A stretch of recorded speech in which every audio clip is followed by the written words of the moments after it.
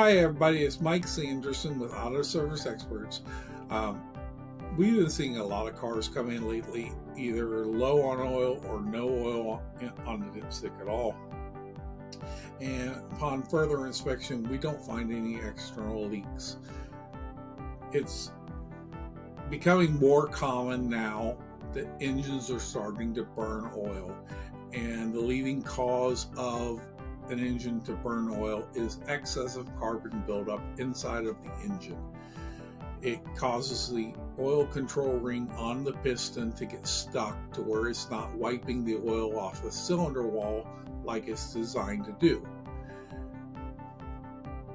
A lot of places will tell you either replace the engine or replace the rings, or which both options are very costly. We do have some chemicals processes we use here in our shop and have successfully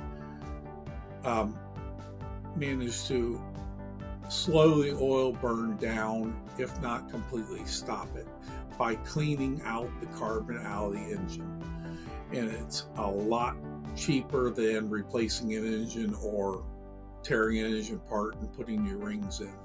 So if you're having an issue with having to add oil between oil changes, give us a call. We would love to help you.